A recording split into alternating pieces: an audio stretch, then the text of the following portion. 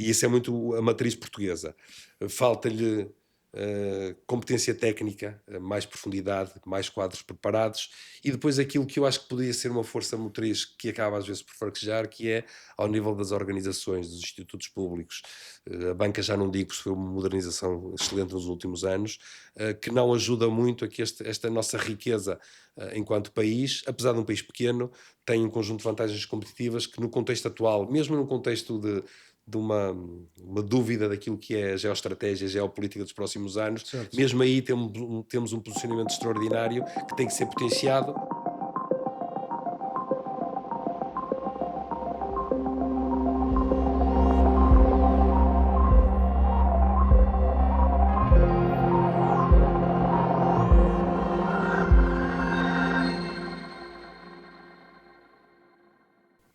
Bem-vindos a mais um episódio do Iman, o podcast da LIVRE que dá voz a líderes que, com a sua visão e prática, estão a transformar positivamente as organizações. Hoje tenho o prazer de receber Bernardo Maciel, CEO da Unit, para uma conversa sobre liderança, transformação e sobre o papel das pequenas e médias empresas enquanto motor da economia portuguesa.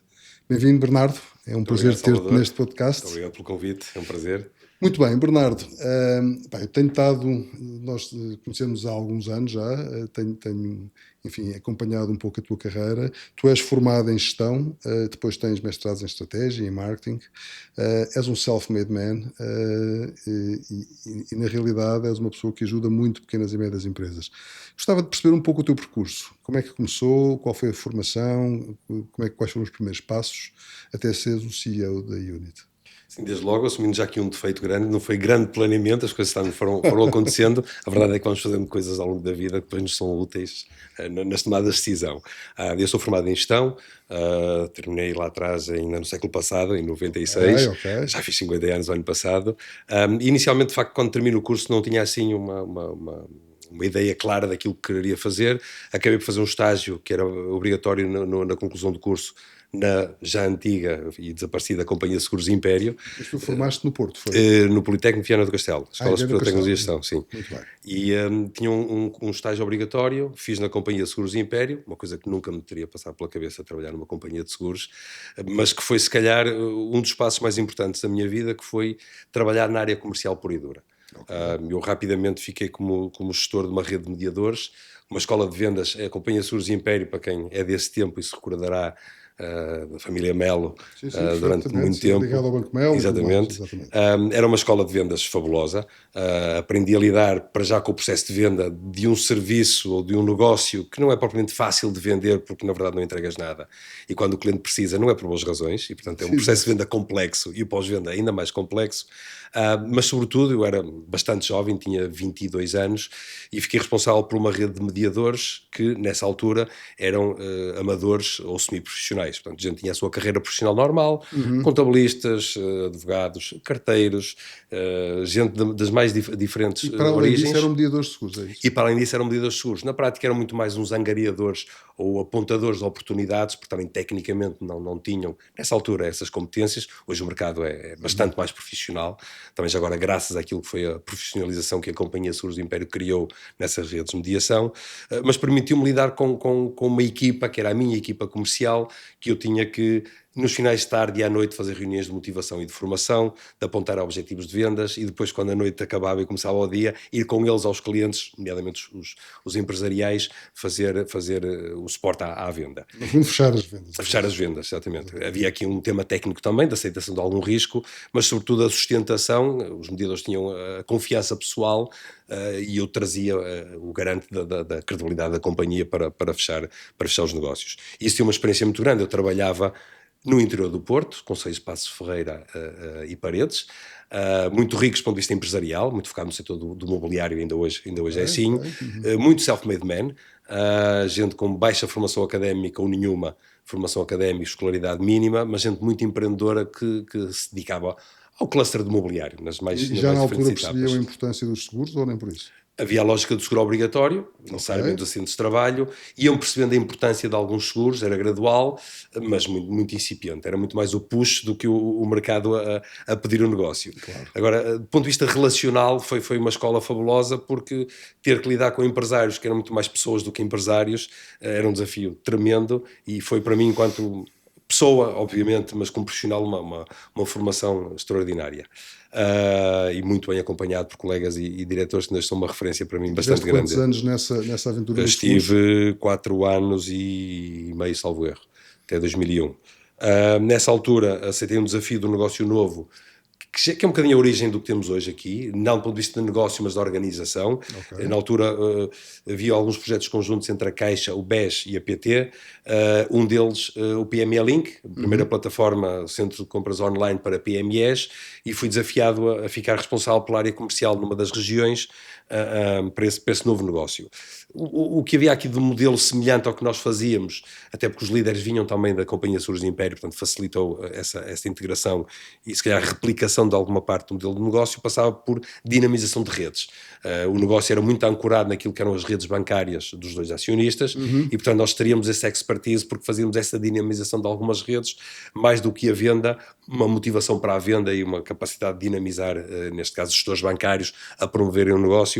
E mais uma vez a dificuldade, um negócio que é online em 2001, portanto o online era eu andava com um cabo para ligar ao fax de 20 metros, para poder ligar o fax aos clientes e fazer a ligação à internet da forma arcaica que tu te lembras bem.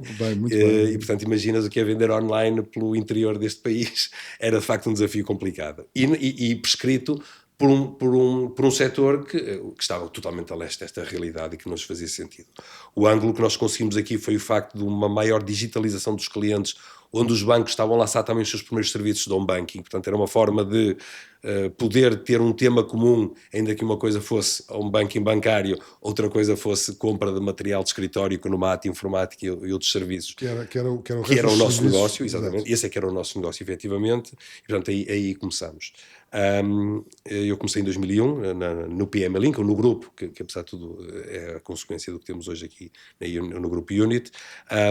Rapidamente percebemos ao fim de poucos anos que o modelo de negócio não era muito sustentável, falámos de commodities, de serviços e produtos com margens muito apertadas e portanto não se conseguiria cumprir aquilo que era o business plan desenhado lá atrás e desde muito cedo se procurou arranjar alternativas para que o negócio tivesse outra dimensão.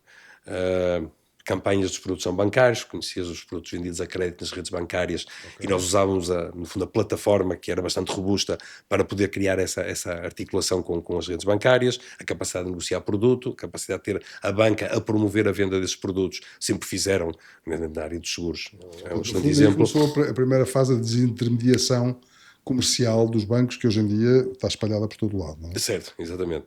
E fomos tentando lançar negócios que pudessem aproveitar esta vantagem competitiva, que era ter uma rede de prescrição muito forte junto dos seus clientes, para trazer produtos que gradualmente fossem, eu diria, mais próximos do seu negócio.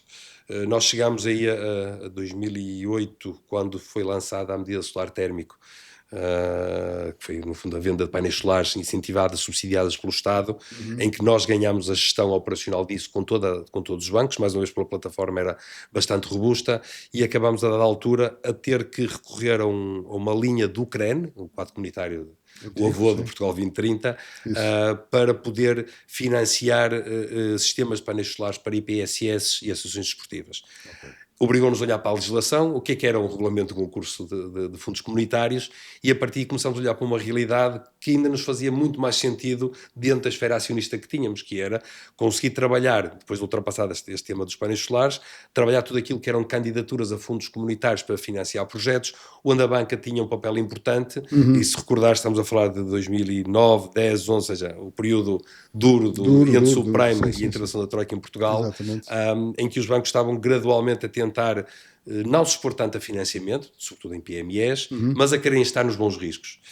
E aquilo que nós riscos entendemos... participados pela Europa. Exatamente, e essa era a grande vantagem, era eu, banca, poder estar em bons clientes, sem ter que nos expor ao financiamento todo e ter uma validação europeia que punha parte do capital. E aí verdadeiramente é que começas o negócio da Unit. E aí é que começa o negócio da Unit Consulting enquanto consultora da área da gestão. O negócio começa aí, às vezes temos dificuldade em dizer quando é que nasceu o negócio, não é fácil, situamos alguns aí, de facto esta sociedade, este número de contribuinte vem dessa altura, mas foi assim que surgiu esta nossa lógica de trabalhar junto de PMEs. Mas tu aí, na altura, ainda eras um quadro dessa realidade e não... Sim, eu fui fazendo o caminho, primeiro como gestor comercial a Norte, depois assumi a coordenação da equipa comercial da rede Caixa, nós tínhamos os bancos separados, uma questão até de sigilo bancário, porque acompanhámos os gestores na relação com os clientes, depois assumi a direção comercial, e depois já neste arranque 2014-15 já, vamos chamar a direção-geral, ainda que não era formalmente o cargo, desta área de negócio da Unit Consulting. Fiz um bocadinho esse caminho das pedras, implicou a minha mudança de Porto para Lisboa, que fiz com muito bom grado, por isso é que ainda cá me mantenho, mas foi um bocadinho essa evolução, foram anos... Isto aqui é só uma parte, continuas a ir e a vir, quer dizer, estás muito no Porto e em Lisboa, não estás... Sim, ou seja, apesar de estar sediado cá, temos lá escritório também, ou seja, metade da Unit, somos cerca de 50 pessoas, tenho mais ou menos o número de pessoas no escritório de Lisboa e no escritório do Porto, para além de tema familiar e emocional do Futebol Clube Porto, me obriguei lá todas as semanas, portanto, também obriga. E quando é que se dá a transformação do quadro no empresário? Coincide muito com aquilo que foi o tema do fim do BES, com alguma indefinição na administração da Caixa, uma transição complexa que houve de uma administração que não cumpriu alguns requisitos e tive ali uns anos de alguma dificuldade. Isto era uma empresa nessa altura que era comparticipada pela Caixa, pelo BES e pela PT. E estes três grupos têm naquela altura, 14, 16, mudanças bastante relevantes, significativas. Aliás, na prática, hoje sobrevive o Grupo Caixa da forma sólida, como nós também vemos. Mas, na verdade, criou uma dificuldade grande, numa fase em que o Grupo Unit estava a crescer de uma forma bastante interessante em áreas de negócio, para além daquilo que era a consultoria, e o tema dívida aos acionistas era relevante. Quando estes grupos entram numa dificuldade de gestão ou de tomadas de decisão, tínhamos dois caminhos, ou fechar o negócio, ou fazer a fuga para a frente. Isso. Foi muito motivada por uma direção de marketing da Caixa que nos tinha alavancado muito a angariação de clientes já para o Portugal 2020, e disse, se isto acabar eu fico tramado, porque eu estive a promover o negócio e agora não tenho quem vá dar conta daquilo que é a prescrição que eu fiz enquanto banco. Portanto, não foi uma oportunidade grande que apareceu. Foi uma oportunidade, por isso é que eu dizia no início, não foi assim um planeamento muito grande, foi, então e agora o que é que fazemos? Mas é preciso ter coragem, certo? Eu acho que às vezes a ignorância ajuda a tomar algumas decisões.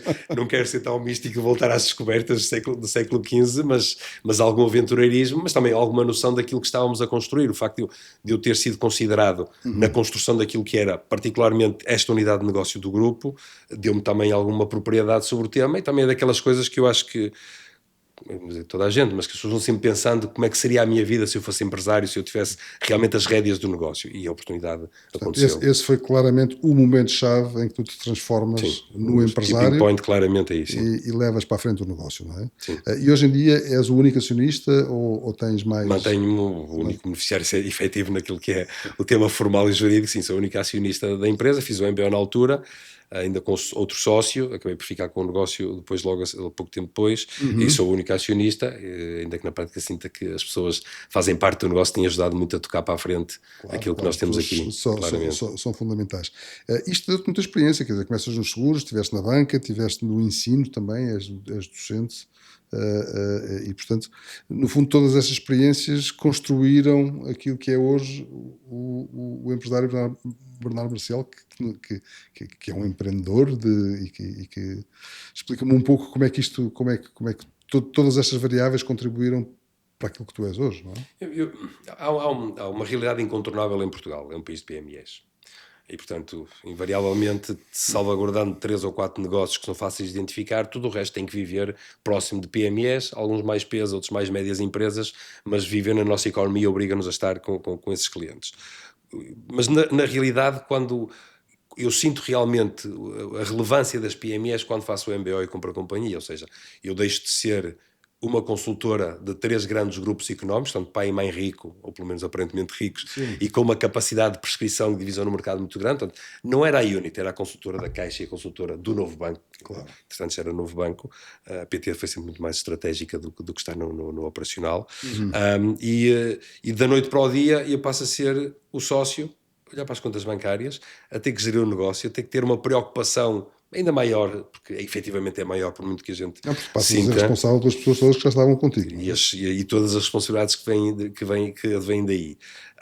E, portanto, obrigou-me a olhar muito mais a fundo naquilo que eram as necessidades do empresário enquanto gestor de uma PME, que eu passei a senti-las também na realidade. É evidente que sou um privilegiado e era um privilegiado porque tinha quadros altamente competentes, porque o meu negócio assim o exigia, portanto, financeiros competentes, engenheiros competentes, e portanto isso dá-te logo, por um lado, obriga-te a estar sempre bem preparado, porque és desafiado pelas suas competências todos os dias, mas também ter, à distância de um braço, gente com diferentes valências, altamente preparados, que também te ajudam na gestão do seu negócio, do meu E na negócio. realidade tu já estavas em mar alto, já estavas para lá das ondas, já não tinhas a perturbação de lançar um negócio próprio, portanto o negócio já Verdade. estava lançado Sim. e foi seguir com ele. Isso é uma vantagem grande, também pode ser vista como negativa por não ter moldado, mas eu tive a felicidade de ter moldado enquanto quadro do grupo, ajudado a moldar. Ainda bem que o fiz de consciência, todas as sugestões que fiz, porque depois tive que lidar com as consequências das mesmas decisões tomadas antes, mas sim, ou seja, tive que passar a lidar com essa realidade, e também facilita muito, quando nós estamos a definir estratégia e abordagem ao mercado, não pensar só no negócio em si, mas o que é que isto acrescenta valor ao outro lado. Como é que é o mindset do empresário quando está a olhar para os serviços que eu tento vender, no fundo, o que é que eu tento resolver do lado de lá. E esta bipolaridade positiva ajuda muito a ir norteando o negócio. É isso que te move neste negócio, que é não só ajudar os teus clientes, como ajudar os teus clientes com a experiência que tu próprio tens, não é? Salvador, estava-te a dizer, em 2001 começo na Companhia de Seguros Império num contexto empresarial muito dinâmico, mas muito pouco preparado tecnicamente, exceto para o core business, que era fazer mobiliário. Um, e, e, um, e vou-me apercebendo da necessidade que estas empresas têm, fazendo alguma inovação, produzindo bastante, investindo aquilo que têm e o que não têm, pondo diariamente em risco aquilo que é o pouco capital que vão acumulando, nem que seja pelos avais e garantias que vão assumindo permanentemente, estou sempre no fio da navalha, e fez-me acreditar que há espaço para ver alguém que consegue ter esta cumplicidade e proximidade com estas empresas para os ajudar, é um bocadinho o nosso claim, a dar o salto. É fundamental. E fica aqui um espaço importante para, não só no nosso setor, mas no nosso setor é obviamente importante porque levamos competências que as empresas precisam permanentemente, mas não têm capacidade financeira a ter esses quadros a full time nas organizações, e claramente percebi isto. O facto de termos tido a felicidade de, mais uma vez porque vinha dos nossos acionistas a prescrição dos clientes, nós tínhamos e temos clientes norte a sul do país, e aí posso usar os jargões clássicos do Minho ao Algarve, de Trás-os-Montes ao Alentejo, do litoral ao interior, da agricultura ao turismo, ao serviço, ao IT, à farmácia, tudo mesmo. A vantagem obviamente aqui dos nossos acionistas nos foram prescrevendo estes clientes e ajudando-nos a pôr num patamar que nós se calhar não mereceríamos na altura, e foi também esse desafio, eu tenho que cumprir com o apelido que recebi lá atrás, Certo, e respeitar um bocadinho essa memória, digamos assim. E fez-nos perceber esta diversidade de um país que é riquíssimo em empreendedorismo, riquíssimo em aventureirismo, voltando também àquilo que dizia, também alguma ignorância faz com que as pessoas vão em frente, mas também é o ADN da pessoa, que é, eu perante a ignorância posso recuar, mas também posso dar o passo. E isso é muito a matriz portuguesa. Falta-lhe competência técnica, mais profundidade, mais quadros preparados, e depois aquilo que eu acho que poderia ser uma força motriz que acaba às vezes por fraquejar, que é ao nível das organizações, dos institutos públicos. A banca já não digo, foi uma modernização excelente nos últimos anos, que não ajuda muito a que esta nossa riqueza enquanto país, apesar de um país pequeno, tem um conjunto de vantagens competitivas que no contexto atual, mesmo no contexto de uma dúvida daquilo que é a geoestratégia, a geopolítica dos próximos anos, certo. mesmo aí temos um posicionamento extraordinário que tem que ser potenciado. O nosso pequeno contributo é, junto às empresas, são de facto quem pode transformar o país, poder levar aqui o nosso pequeno contributo. Há aqui uma noção, do ponto de vista da evolução do país, de que nós temos que transformar as pequenas empresas em médias, as médias em grandes, as grandes em globais. Tu estás exatamente neste segmento de tornar as pequenas em médias e as médias em grandes, não é? E no fundo temos aqui um conjunto de fatores internos nas empresas que ainda não estão preparadas para isto, e um conjunto de fatores externos que as impedem de crescer, como seja burocracia, uma falta de apoio, acesso a capital, acesso a financiamento. O que é necessário para que as pequenas e médias empresas de facto possam dar um salto qualitativo? É necessário que a banca abra os cordões à bolsa, é necessário que haja um mercado de capitais, é necessário, na tua perspectiva, o que é que falta para que isso possa acontecer? A banca teve uma evolução excelente nos últimos anos, a concentração obviamente também ajudou, a própria próprio crescimento da Caixa enquanto banco público nos últimos anos também ajudou muito. Ou seja, hoje o sistema bancário está bastante claro naquilo que é a forma de atuar e tem uma posição bastante, eu diria, proativa naquilo que é o apoio às empresas. Mas também clarificou aquilo que é o financiamento bancário, ou seja, onde é que eu, enquanto banca, devo estar e onde é que tu, empresário, deves estar e onde é que outras instituições possam atuar.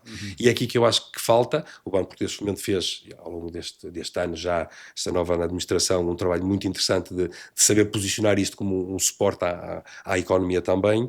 Mas também para PMEs ou só para... Mas sobretudo para PMEs. Sobretudo para PMEs. Um conjunto de mecanismos e instrumentos que vêm via PRR, mas permitiu criar instrumentos de capitalização através de capitais de risco, algum financiamento para investimento na consolidação e para a aquisição da empresa. Havia uma linha ADN que vai ser relançada agora, segundo também já vi algumas notas sobre isso. Portanto, vai criando algumas ferramentas claramente para PMEs que tenham aqui esta ambição de continuar a crescer. E no fundo a vossa ajuda, a ajuda que vocês Unit podem dar a essas PMEs é não só prepará-las para isso, como mudar também um bocadinho o mindset e retirar um bocado as pedras do caminho dos gestores ou dos empresários que provavelmente não têm ideia de como é que podem fazer isso, como é que podem dar o salto.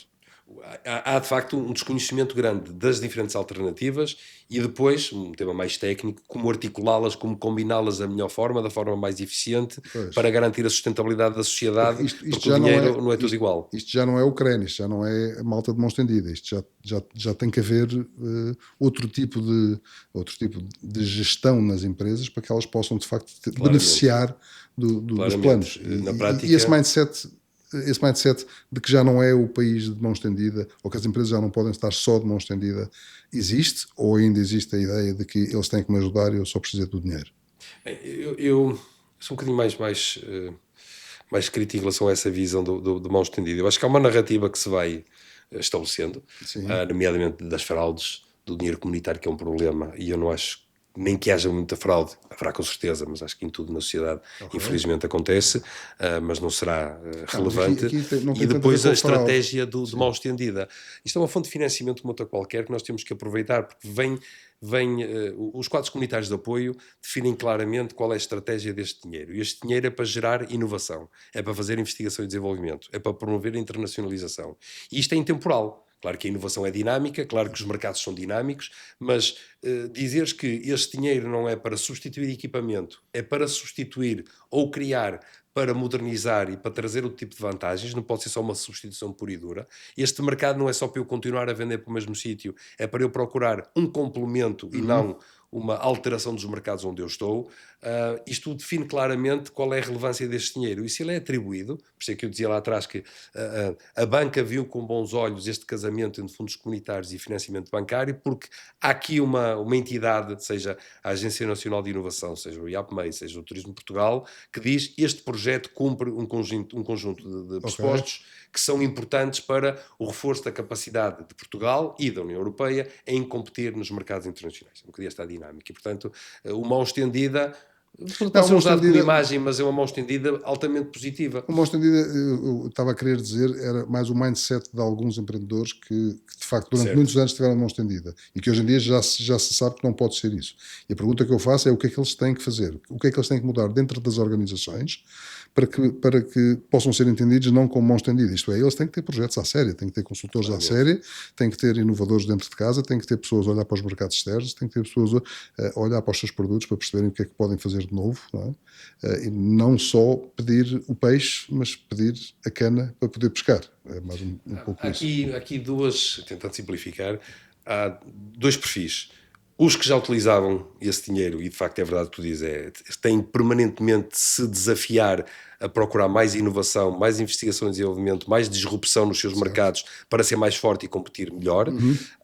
E se calhar hoje as exigências são maiores, os quadros comunitários são mais exigentes, também porque são mais candidatos a esse dinheiro. E são mais candidatos porque também há um período em que, mais uma vez narrativa, o dinheiro é só para alguns e nós, simples empresários de PMEs, não temos acesso a eles, o que também não era verdade.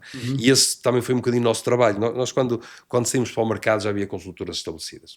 As grandes, trabalhando com as grandes empresas e algumas médias grandes, havia alguns consultores regionais, e nós, mais do que ir combater quem já fazia isto, fomos à procura do mercado novo. quem não estava nessa realidade. Foi explicar-lhes que o dinheiro estava disponível, que não havia razão nenhuma para eles não poderem ter acesso, desde que cumprissem aquilo que eram os objetivos dos programas. Tivessem projetos. Exatamente. Isto no fundo, dá-me a ideia de que temos aqui em Portugal um gigantesco diamante que ainda não está lapidado. É um bocado isso ou não, Bernardo? Eu acredito totalmente no que dizes. Vê só o exemplo do turismo, são 500 anos de história e agora de repente o diamante do turismo começa a dar frutos. Temos um conjunto de vantagens competitivas para além da nossa natureza enquanto portugueses, que de facto é diferenciador, cada país terá as suas particularidades, mas temos um conjunto de vantagens competitivas que, bem exploradas, e os governos vão tentando de alguma forma fazer esse trabalho, temos um posicionamento geoestratégico excelente, uma relação com o sul do planeta fora de normal, são as tais heranças de 500 anos, falamos facilmente com qualquer geografia, somos fáceis no bom sentido de relacionar com clientes e fornecedores de diferentes nacionalidades, acolhemos bem o investimento direto estrangeiro, bem no sentido de abertura, mal no sentido de processo e de agilidade, aquilo que dizia lá atrás do ponto de vista de mecanismos, mas temos essas vantagens. Fizemos um percurso fantástico nos últimos anos mais uma vez também, vou situar no pós-25 de Abril, de uma sociedade bem mais preparada tecnicamente, bem mais qualificada tecnicamente e academicamente, que faz com que hoje possamos ser tão competitivos ao nível das competências de qualquer país europeu e, bem ou mal, mais competitivos ao nível do preço, genericamente, e portanto somos um bom porto para quem quer investir fora do seu mercado, idealmente que venha fora da União Europeia, usar Portugal como uma plataforma interessante para criar uma base de negócio, para poder expandir, e dependendo de cada um dos negócios, ou para a União Europeia, ou para as nossas relações africanas que temos, eventualmente a América Latina também. Portanto temos essa facilidade que eu acho que não reunimos aqui os stakeholders todos de forma a que, com o tempo, os calendários eleitorais também não ajudam, a termos isto de uma forma, quase um pacto de regime, se quiseres, durante alguns anos, para percebermos que esta é a nossa missão e que podemos de facto fazer a diferença desta forma. Transformar centenas de milhares de PMEs em empresas médias e transformar uma parte dessas empresas em empresas grandes. Explica-me um pouco como é que a Unit pode ajudar essas empresas. Qual é que é o processo? Tu consegues ser consultor de negócio ou no fundo eles veem aqui a Unit como uma empresa que os ajuda nesta parte dos processos de candidatura e é só isso? Inicialmente começamos por aí. Primeiro, é mais fácil chegar às empresas e dizer eu posso-te ajudar a ir buscar dinheiro. Do ponto de vista de argumentário comercial, quebras logo barreiras. Segunda derivada, se as PMEs mais tradicionais e mais pequenas não contratam quadros para a sociedade com remuneração que lhes permita suprir aquelas lacunas que falávamos antes, mais dificuldade terão em pagar consultoria no sentido mais clássico do termo. Portanto, também não era a forma fácil de entrar no mercado. Nós fizemos, obviamente, a entrada através dos fundos comunitários, porque uma espécie de cavalo de Troia, porque obriga-nos a estar durante 2 anos nas empresas ou 3, e portanto permite-nos vender outras coisas, ter acesso a mais informação, passar mais confiança, conhecer mais a empresa conhecer mais as nossas capacidades, mas na verdade nos últimos anos, também do ponto de vista estratégico, temos sido capazes de ser chamados cada vez mais a montante, ou seja, mais do que a empresa trazer-nos o projeto, hoje já nos vai chamando para pensar o projeto. E isso torna as coisas muito mais sustentadas e muito mais competentes. Era exatamente aí que eu queria chegar. Portanto, vocês neste momento já começam a ser consultores do próprio projeto, não é? Costumamos dizer que temos de ser o apoio no desenvolvimento do negócio, ou seja, tu estás com um desafio qualquer ao nível de mercado, ao nível do investimento, em vez de me trazer o projeto e dizer eu preciso de 2 milhões de euros para este projeto, dizes eu estou a pensar ter esta abordagem. E nós conseguimos trazer os ângulos que às vezes o empresário não consegue ver de onde está a pilotar o navio e trazer as outras valências, questionar algumas coisas, trazer-lhes contexto, trazer-lhes benchmarking, trazer-lhes dados para tomar decisão, um tema complexo sempre na gestão, que é ter dados para tomar decisão, e alguma competência técnica, que mais uma vez as empresas não têm, nem têm que ter a full time, e nós conseguimos. A nossa aposta foi ter financeiros e engenheiros, que não é normal nesta área da consultoria, pelo menos no segmento em que nos movemos, ter esta combinação, porque acreditamos que trazer sempre alguém que conhece a componente técnica ajuda muito mais a acrescentar aquilo que os números dizem, que não dizem tudo normalmente. Claro. Tu és um grande defensor das PMEs, de resto tu apelidaste as PMEs portuguesas como os heróis deste país e que na realidade pela dimensão enfim, pela dimensão, pelos números que existem em termos de PMEs, claramente são eles que levam a economia em frente, apesar de claramente as grandes empresas serem quem produz mais produto interno bruto e mais valor acrescentado bruto. Porquê que tu achas que eles são heróis? E depois explica-me um pouco qual foi o processo para vocês lançarem aquela vossa iniciativa brilhante, que é a iniciativa Heróis PME. Começando por aí, foi claramente quando passamos a ser PME.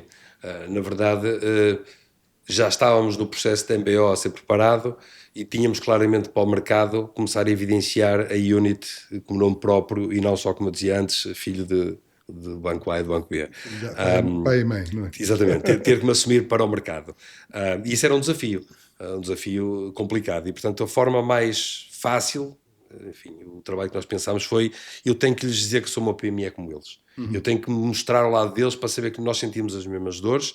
Vamos ter que evidenciar estas dores, e aqui que nós já trazíamos da experiência que tínhamos na área de consultoria, porque já eram uns 5, 6 anos de trabalho nesta área, foi que os empresários de facto são heróis, porque sem meios fazem muito, sem muita competência técnica, mais uma vez académica, fazem muito, com muitas dificuldades conseguem permanentemente desafiar-se, e são heróis porque estão permanentemente, como eu dizia, a pôr-se no fio da navalha. Certo. Então, expor-se tudo aquilo que acumulam diariamente do ponto de vista de investimento, às vezes por dificuldade em manusear os temas financeiros, como eu dizia atrás, mas também uma empresa pequena é sempre frágil quando está a fazer investimentos. E sobretudo na área do governance, também não tem governance que sejam O governance é a família, ainda que as nossas grandes empresas também sejam empresas familiares em Portugal, na verdade. Já com governance diferentes. Mas com governance, obviamente, já diferentes e profissionalizados. Mas as PMEs são empresas familiares, os sócios são a família, os colaboradores, então saímos dos grandes centros e formos para as zonas mais industriais, seja o Minho, seja Aveiro, seja Leiria, são empresas onde os colaboradores são vizinhos ao mesmo tempo. Isto também traz desafios complexos, sobretudo nos momentos de dificuldade, que são as decisões que o empresário tem que tomar sozinho.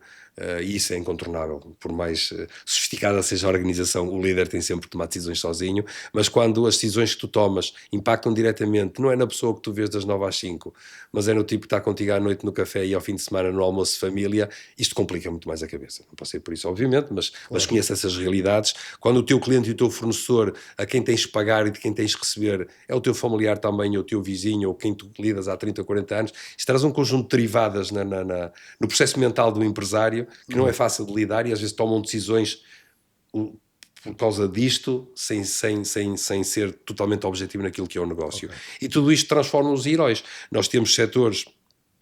Deixa-me dar-te aqui o exemplo... É uma realidade muito interessante da qual eu nunca tinha pensado. De facto, tens toda a razão. Saís daqui, e aqui em Lisboa vai acontecendo, mas obviamente não é a mesma coisa. Uma escala muito menor. Mas se tu fores para Passos Ferreira e Paredes, como eu dizia, mas se fores também para o Val do Ave, para a Têxtil, os bairros, entenda-se as urbanizações, tens o sócio-gerente, o diretor industrial, o operário, é assim porque eu sou de lá, portanto sei como é que é. São todos vizinhos, exatamente. São todos amigos isso nas dinâmicas, e o próprio gerente bancário já agora que tem que fazer o financiamento também é vizinho. Não é uma realidade fácil. O que é que nós temos também de muito interessante? Por força de um conjunto de circunstâncias, sem querer fazer muita história, se calhar vem lá do Tratado de Mituína, em que nós começámos a trabalhar muito o têxtil e depois outros clusters cá em Portugal, entramos em cadeias de valores muito interessantes.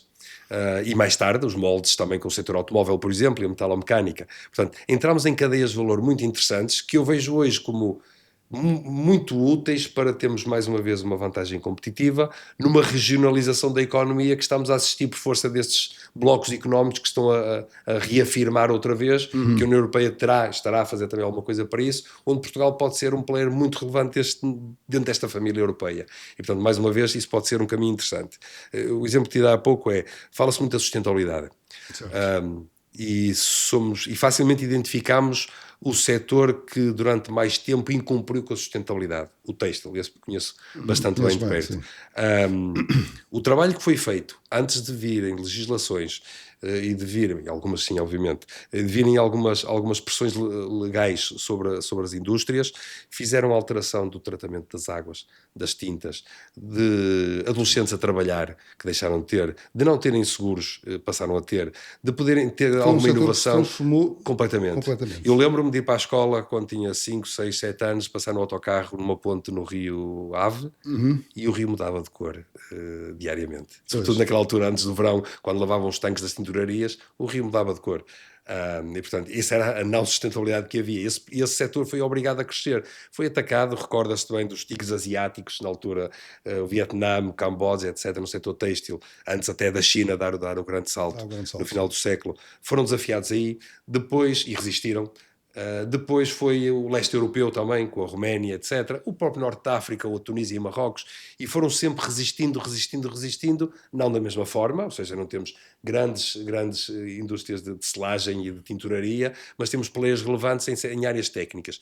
Mas isto é válido para o têxtil, para o calçado, para a metalomecânica, para o agroindustrial também, no conjunto de setores e subsetores, e portanto continuo a acreditar que são heróis porque resistiram, foram capazes na hora de desistir, dizer não, vou em frente, às vezes para o abismo, mas para o desconhecido. E agora, na realidade, são os principais impactados pela geopolítica global, isto é, pelo que a Europa faz em relação à China, pelo que os Estados Unidos fazem em relação às tarifas, e portanto, como é que essas empresas se preparam para isto? Porque na realidade, cada um deles não pode ter um consultor de geopolítica ali ao lado para lhes ensinar como é que isto os impacta. E impacta. Bastante, e muito. E há um tema naquilo que tu há bocadinho falavas, que era das empresas fazerem esse crescimento de Estado, não é? De micro, pequenas, médias, etc.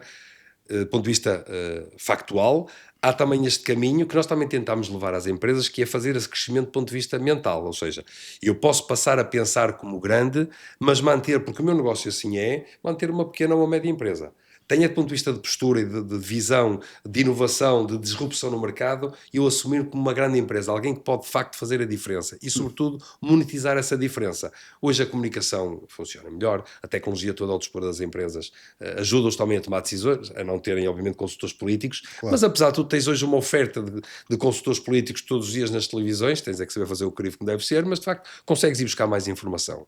E também é uma coisa que acho que não nos podemos esquecer, estamos numa fase de maturidade das próprias empresas. O empreendedorismo em Portugal massificado surge nos anos 80. Portanto, tenho os 40 anos. Então, estás a ficar um homenzinho, estás a ficar um adulto e, portanto, está com as dores de crescimento naturais que eu acho que com o tempo vai ganhar a maturidade e a experiência que aqueles grandes grupos económicos portugueses que nós conhecíamos lá atrás do período do Estado Novo tiveram esse crescimento um bocadinho à força pelo contexto do país, ou seja, criaram-se grandes conglomerados económicos que tiveram que fazer esse crescimento, também não deve ter sido fácil, mas fez-se da mesma forma, com apoio bancário, enviando os filhos para a formação na altura fora do país, onde ela era mais capaz, e portanto tem que fazer esse amadurecimento. Acho que as nossas empresas estão a fazer esse amadurecimento. E estão a fazer esse caminho, não é? E estão a fazer esse caminho.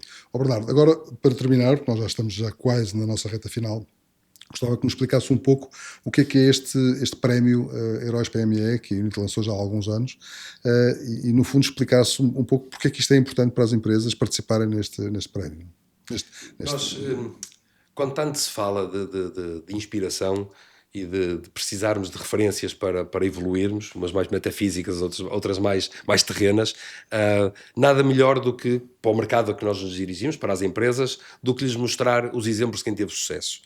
E obviamente que e se recuarmos à altura em que nós arrancámos com este prémio, estavam em causa um conjunto de grandes administradores e CEOs deste país que tinham um conjunto de pés de barros que foram sendo tratados. Era importante mostrar-lhe o empresário que tu te revês, mostrar o tipo que investiu e que até não correu bem algumas vezes, que tropeçou, que caiu, que se levantou. Fail fast, não é? Exatamente, e mostrar a realidade como ela é, para no final dizer, apesar de tudo isto, valeu a pena dar o salto. Exato. E o prémio tornou-se muito mais algo emocional do que factual. O que quer dizer com isto? Nós não procuramos premiar a maior, a que cresceu mais, a que inovou mais, enfim, um conjunto de dados económicos, indicadores muito objetivos. Procuramos trazer um ângulo, obviamente tem que cumprir com um conjunto de fatores positivos, enquanto organização, mas que tinha aqui uma história que tu, no dia em que tens de tomar uma decisão empresarial, vais-te lembrar daquele empresário e dizer, não, vale a pena continuar. Vale a pena continuar. Portanto, no fundo, é dizer aos empresários, façam cases, os cases são bons, mostrem-se,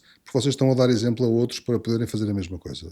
É um bocado isto que está por detrás. Cria uma dinâmica, Salvador, que é até para as próprias empresas. Do ponto de vista de motivação dos próprios recursos humanos, ver a empresa envolvida num processo em que alguém externamente lhes dá valor, e tu já nos acompanhaste, sabes, estamos a falar de empresas desconhecidas da generalidade do mercado, enfim, algumas têm marcas que depois, apesar de tudo, vais percebendo quem são empresários que vêm de qualquer região do país, que os colaboradores ficam muito satisfeitos por se verem reconhecidos, por verem até o seu líder, o sócio principal, o homem que fundou a companhia, Exato. a ser reconhecido, a fechar aqui um ciclo de vida, se calhar também a ter essa visibilidade, cria um conjunto de dinâmicas que eu acho que, para além de nos dar uma satisfação muito grande de poder premiar alguém que de facto fez um caminho meritório e que nos serve a nós todos de inspiração no dia-a-dia, também perceber que isto tem impactos laterais, aos colaboradores, aos fornecedores, aos clientes, Claro, etc. claro. Portanto, é na reputação dessas empresas que estamos a falar e na realidade eu fiquei completamente de boca aberta com os exemplos muito bons que eu vi que não conhecia. Portanto, e aqui um bocado meia culpa, nós homens da comunicação, que não estamos a trabalhar com as PMEs por falta de, enfim, ecossistema que permita que elas trabalhem com empresas como a nossa. Bernardo, foi um prazer ter-te connosco. Obrigado. Espero que o Heróis PME continue a ser um grande sucesso e que a Unity também. Muito obrigado por esta entrevista. Obrigado, Salvador. Muito obrigado. Foi um gosto.